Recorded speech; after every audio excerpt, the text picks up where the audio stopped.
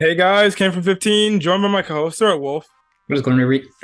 and we are back with another Bleach Thousand Year Blood War arc review. Um, I don't know I don't know what to say, man.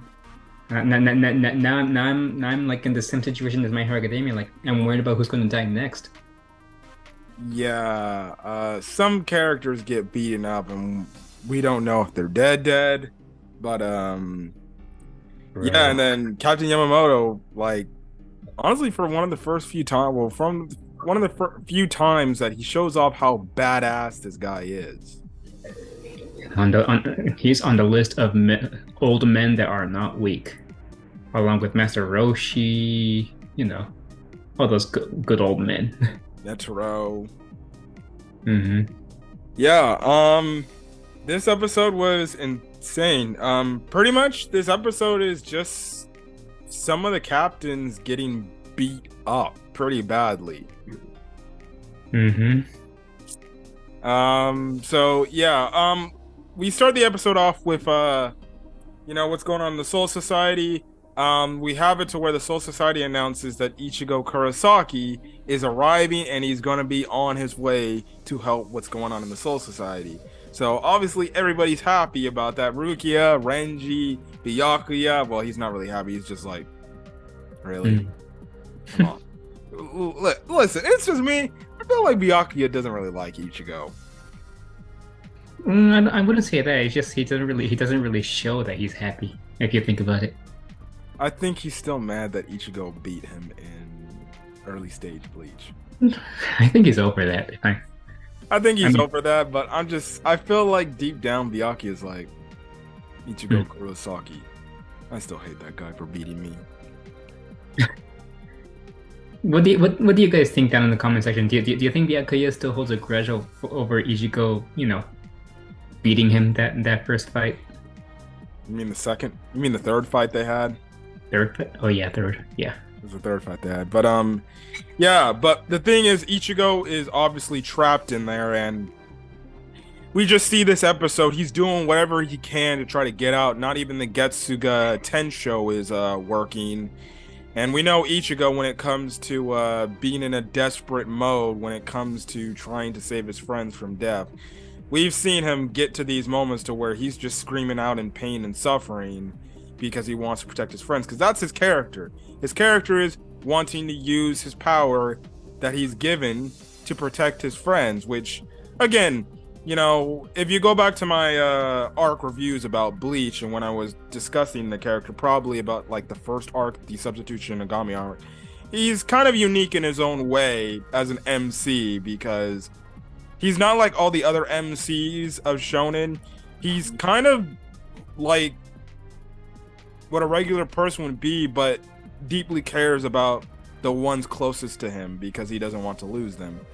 And that's been his character. But Ichigo's trapped. He's doing everything he can. And I even think he sees later in the episode, it's like foreshadowed to him that that Rukia, Renji, and Byakuya, they're all down and out. And all of a sudden, his final scene of the episode was, he's just screaming out, and we see these green lights or this greenish aura. Now, my only thing is this: the only other time I saw greenish like aura in the series was when it came to the Fullbringer arc, because they used that like greenish aura. I forgot what it was, but it allowed the Fullbringers to help them. So I don't know if that's a hint towards maybe he's gonna activate his Fullbringer abilities. I don't know.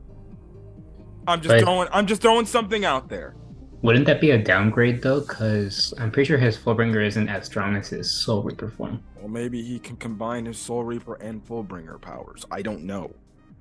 Hmm. I'm just throwing a guess. And if you remember watching the Fullbringer arc, they had that greenish aura pretty much right then and there. But yeah, Ichigo's trapped, and nothing he's doing is working. So I don't know how long he's gonna be trapped in that trap. And seemingly enough, speaking of Quillage, he gets cut in half. By who? That's the question. Like, I just seen the couldn't have, and I was like, wait, what happened? What happened? What happened? Are they not going to show it? What happened? Yeah, they don't show it now. Uehara, um, I guess sees this. We don't know if this is another maybe Soul Reaper. More than likely, it's another Arankar. My guess is this. My guess is this. If it's an Arankar, my only other guess of what a potential Arankar could be is somebody we haven't seen, and I think it might. I'm calling it. I'm just doing a speculation, or or a educated guess. I think it's Grimjow. Me too. Me too. I think it's Grimjow. Because who other prominent Arankar do we know? Mm, Not really anybody. yeah, Other not than really. Nell and Tia Haribel, and then her group was knocked out. Only other prominent Arankar I could think of, if it's an Arankar, is Grimjow. That's only it. That's the only other thing I could think of. I did make speculation that Grimjow might show up this arc. So I guess we'll find out what that is, but they left us up on the cliffhanger what's going on Huko Mundo, because Quillage looked like he was about to kill the others there. But the only thing is, we don't know if Quillage is dead because remember, it looked like he was dead last week and then he got back up. So hopefully Adjusting his head again. hopefully he's dead for good this time. Now the only reason why I say we don't know that is because the thing he's holding Ichigo in, you would think it would go away, it would dissipate, but no, it hasn't. So maybe he's somewhat still alive now. Maybe somehow, excuse me. Bless you. It's a cough. If he somehow reassembles his body, why do you kill this guy? That's easy. You don't. anyways, let's get to the Soul Society stuff. The Soul Society stuff. Mr. Creepy, masochistic like face, well, he pretty much is having his way with Byakuya and Renji. And I think the dude's name is Osnode. Correct me in the comment section if I'm wrong. But you have it to where Byakuya is fighting, and pretty much he's telling Renji, or what does he tell Renji? Stay back and watch how he fights and what his abilities are and stuff. Yeah. Like just watch me fight him until the very end. You need to keep your Bankai hidden from him and stuff. Yeah, and I also find it as a way is like, just watch this fight. When there's an opening, that's when you make your strike and you attack him. But what is the interesting thing we see about Byakuya before he starts to go back to fight him again? Yeah, that's actually the most interesting part to me. When he actually starts trembling in fear. Yeah, because Byakuya was wondering, like, what the hell am I feeling? Like, what's going on? And then we see the Quincy, he's like, now, if his mask was off, we could I guarantee you he's probably like, You're but you can see from his eyes, he's like, you haven't felt this fear before ever, haven't you? You know, you haven't felt this in a long time, haven't you? Yeah, and he's like, you see, you were always hiding behind your Bankai and, and everything. And then he makes the mention, he's like, you know what that feeling is you have?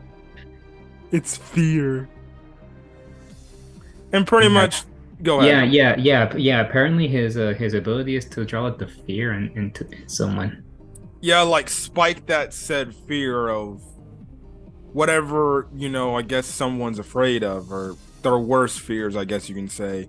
But it's like, it's interesting when you think about it, because we know Byakuya, he's a pretty stern character, and like my co-host mentioned earlier, he doesn't really show a lot of emotion, Mm-hmm. And the fact that we're seeing like this dude Byakuya, a very stoic like character, like shaking and actually feeling fear, it's like, holy shit, this guy's freaking wow. And like I said, that whole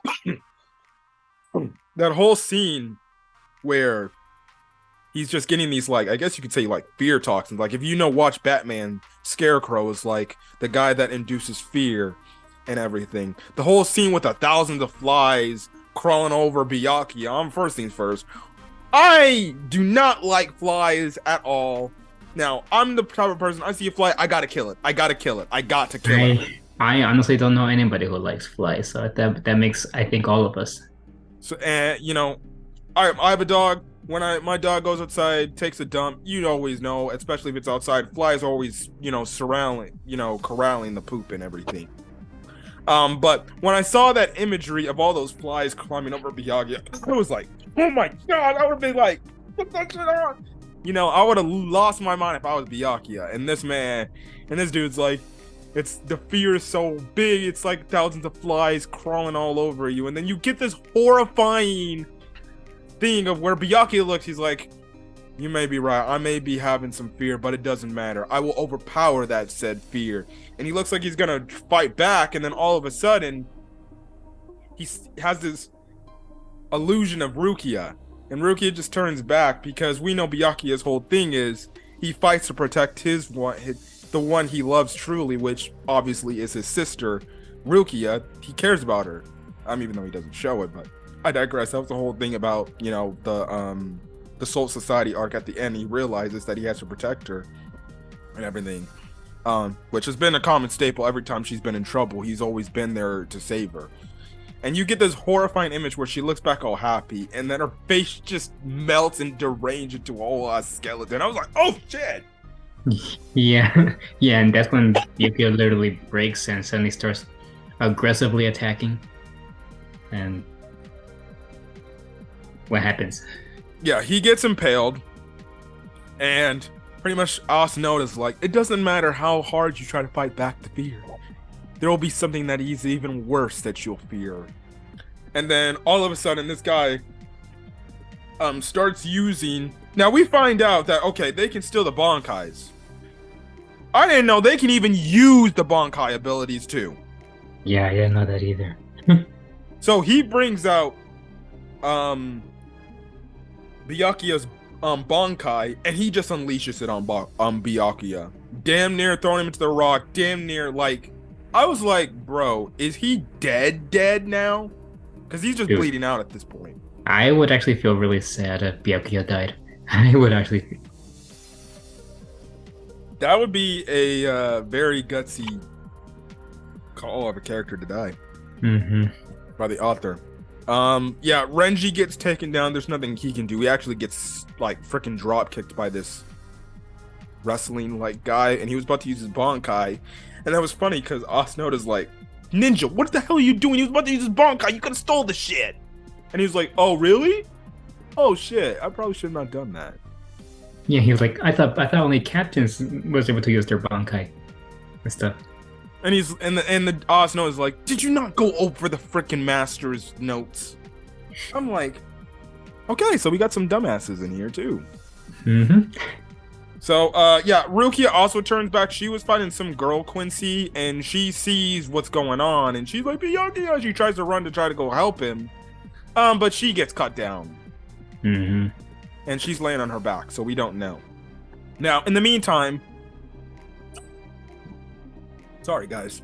You okay, man? You okay? Explain to everybody what's going on with Shuhei, and you know who shows up. I think you need a minute. You go and explain the scene when Yamamoto shows up. Oh, actually, no. I want to talk about the Kenpachi scene. Talk about the Kenpachi scene. Oh, yeah. So, is there ever not a moment when Kenpachi is a beast? No. Kenpachi shows up, pairing three Quincy's that he took down on his own again. And that one blonde guy, what's his name? I forgot his name. Yeah, whatever. That guy next to the ruling Quincy, he was like, he took down 3 Quincy's by himself. And Kenpachi was all explaining to them how he defeated them. Like I forgot what the first one did, but Yeah, I know one. Yeah, oh I yeah. forgot what the one. Oh yeah, I forgot. The first one he took down. Yeah, He turned into some kind of giant monster. yeah, And yeah, and Byakuya just cuts him in half. The second one, he just ripped his throat out. yeah. There's again another meaning of the fact that this show is not holding back with the gore. Yeah. And Like, then okay, go ahead. I feel like this is the original anime. They would try to say some different type of death he did, not the whole "I ripped his throat out." Like, Well, this is something you would definitely see in like some sort of manga for a shonen series. If it, well, I heard I heard that this is the exact amount of gore that you would see in the manga. Yes. but go ahead, explain how he kills the last guy, the last one. Well, the last guy just turned into him. So he just basically became like a better version of himself than they would assume he would be. Speaking on that, how many freaking times in the original anime did we always see a Kenpachi versus Kenpachi? There was like 2, 3 times we saw a Kenpachi versus Kenpachi. Hmm. Unless I'm wrong about that. I th- I don't recall. I don't recall Oh, actually. yeah, there's if you remember, if you watch the original anime, there was the filler arc before the Fullbringer arc, and that arc had it where the main villain was actually making copies of all the court guard, the 13 court guard members. So all the captains, all the lieutenants, yada yada yada. They were all clones of them, and Kenpachi fought his clone of the original, and they were pretty much the same thing. So they pretty solid arc, honestly, if you ask me. But yeah, he goes on how he kills them, and he's just wondering like, oh, so you're the main leader, aren't you? Well, let's go. I want it. And we know Kenpachi, he always just charges in. He wants a challenge.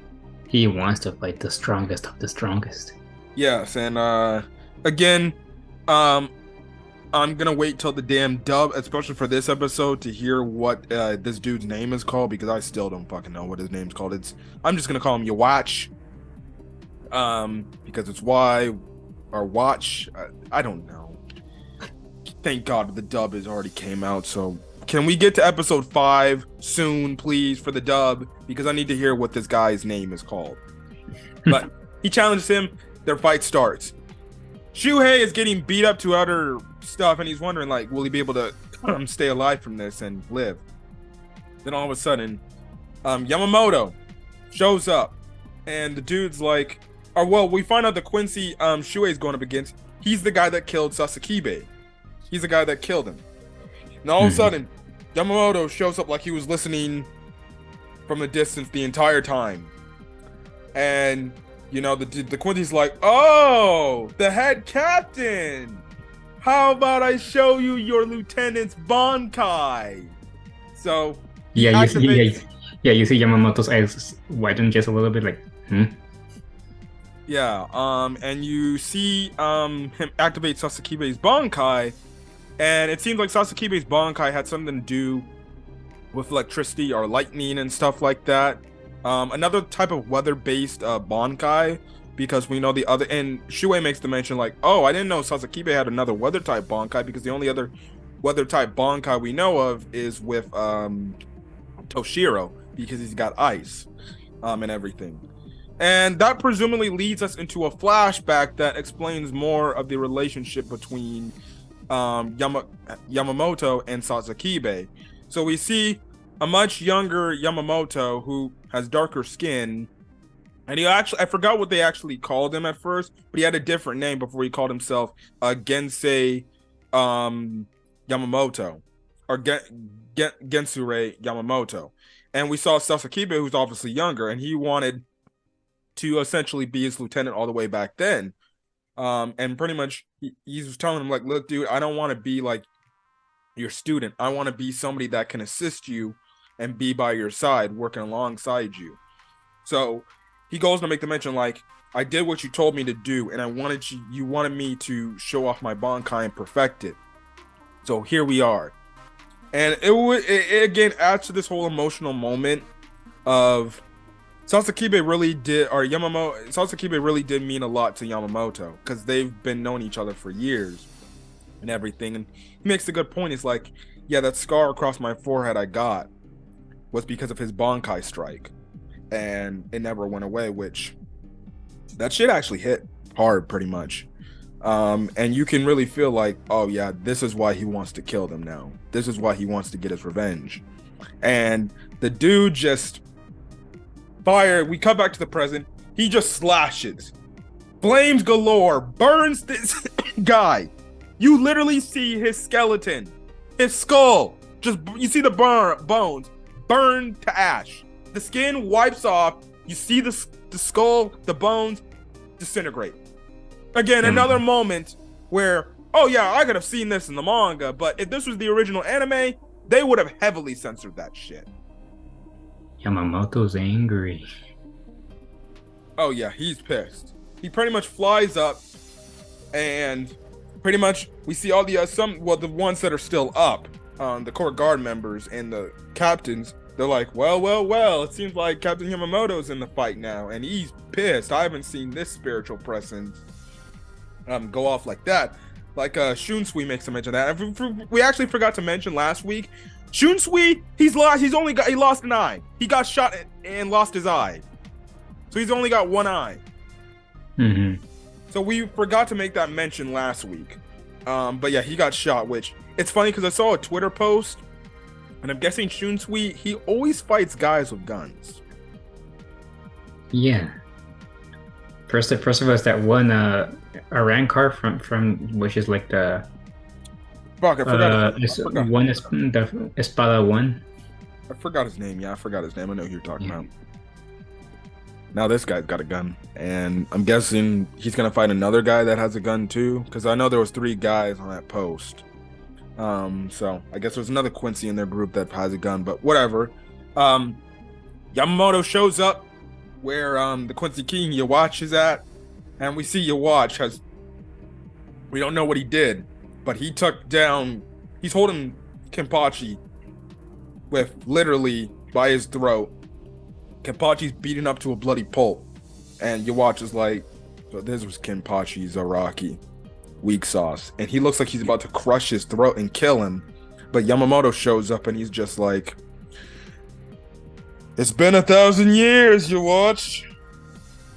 It's time you finally die and we put an end to this. And that's where the episode ends off. Well, that was the post-credit scene. Yeah, that was the post-credit. But another solid episode of Bleach 1,000 Year Blood War. I'm definitely hyped to see what Captain Yamamoto does. Like, I think it's going to be a freaking great-ass fight. Now, I guarantee we have a feeling that Yamamoto will probably get out of the way and probably lose this fight because, well, you got to build up the Quincy King. Mm-hmm. There's no way they would kill off the main. I don't think they're going to kill him off, but I would actually be shocked if they do, which I guess we'll see where that goes on from there on. But solid episode. I also forgot that Yamamoto only has one arm too. I actually forgot about that also.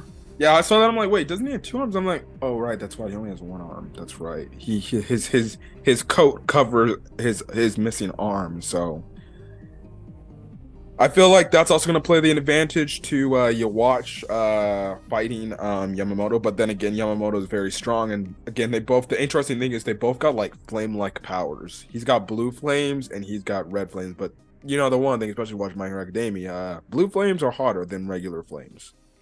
Yes. So it's gonna be very interesting to see. I feel like if next week is Yawatch versus Yamamoto, that shit is gonna be flames. Pun entirely intended. So, yeah, the thoughts before I get out of here and cough up a storm. No more, man. No more. My heart is pounding. Yeah, very happy that Bleach is doing good. Everything's doing good. But anyways, guys, I'm gonna get out of here. We're gonna get out of here. If you like the video, leave a like. Put in the comment section your thoughts on this week's episode of Bleach. Again, put things in the comment section to correct us if we're wrong at some point. We'll take constructive criticism. We're good about that. We won't hate you unless you're the type of people that keeps asking me, Camera 15, when is the next batch of English dub episodes for One Piece coming out? Trust me, I get that. I get that a lot. It's honestly getting annoying now. I ask you that? Wow. Yeah, and and you know what the response always is? Just sit down and be patient. And then when the news comes out, what do you think I say when the news comes out? What did I tell you? There you go. Speaking of the dub, actually, the English dub for Bleach episode 1 came out actually too on Hulu. If you're in the States, great episode, great first episode. It was great to hear Johnny Young Bosch as Ichigo again, just to hear his Bon Die, and then his Getsuga Tensho, which is iconic as shit, and then just hearing some of the other iconic voice actors that returned to their roles, like Orihime and everything, and Uryu. Great to hear them. Great start for the dub. I'm guessing the dub episodes are going to come out on Fridays instead of matching them on Mondays. Fine by me. That's cool. I get to hear the old cast again in the dub. I think I only watched the first episode just to hear how things are going. I don't know if I'm gonna just watch it on a week-to-week basis. I think I'll wait till all of it's dubbed and then rewatch it in one sitting, so then I get a lot of enjoyment out of it. But who knows? I guess Chad's original voice actor didn't come back because I guess he has I guess from what I heard, he doesn't want to voice act a role with color. I don't know what's anything behind that, but okay. I hope it has nothing to do. I hope it has nothing to do with racism. Because I'll be watching you, my dude.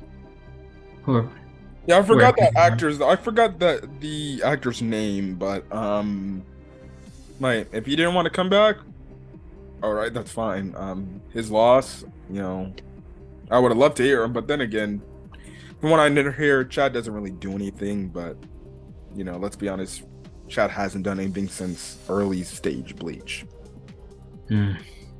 But quite unfortunate. Yeah, I find it as a weird excuse not to do it. Just come on and say, nah, I'd rather not come back and do it. But okay, but it's gonna be interesting to see who else voices. Oh yeah, the Ikaku thing. For what I know, it's not Vic Mignogna as Ikaku. It sounds like somebody else, but it's at the same time, they also did sound a little bit like Todd Habercorn. I don't know. It sounds like Todd Habercorn, but it could be somebody else. I have to go look at the cast choicing of that. But there were some parts in the dub episode for episode 1. Ikaku, the way he was talking, it did sound like Todd Habercorn as Ikaku, but it could be somebody else that has a similar voice to Todd Habercorn.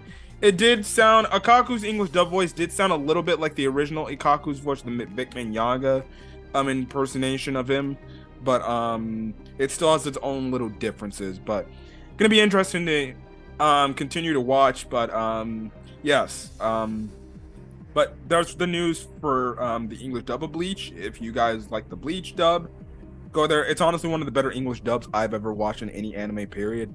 Like, honestly, it's like probably my favorite English dub of any anime is definitely Fairy Tail. Watching all the Bleach's dub, it's definitely up there for a close second. So, yeah. Again, hit the subscribe button to the channel if you want to get more Bleach content, as well as any other anime content I upload to the channel. I did do my non-spoiler and spoiler review on the newest anime movie that came out that actually hit is I think #1 in box offices right now. Yes, even over Black Adam. And that's One Piece Film Red, which props to that. So good on that. If you want to get my thoughts, if you've seen the movie, go check that on the channel, as well as hit the subscribe button to my co-host channel. I don't know if tomorrow he'll start it, but tomorrow Sonic Frontiers is coming out. I'm playing it. It sucks that there's no early release for me because I bought it pre-order from GameStop, but I digress. But just be patient, man. Just be patient. I know. I just gotta sleep on it. I gotta sleep on it. But anyways, yeah, Sonic Frontiers comes out tomorrow. My co-host was actually me playing that game on his channel. I don't know if that's gonna be tomorrow for you though, or whenever you get the I'm game. gonna try. I'm gonna try, dude. I'm gonna try because now I have a lot of promises to make. Yeah, but look forward to that whenever that goes up on his channel. So yeah, his channel will be in the comment and the description below. But till then, guys, stay safe out there and have a great rest of your Monday evening. Till then, guys, peace. Peace.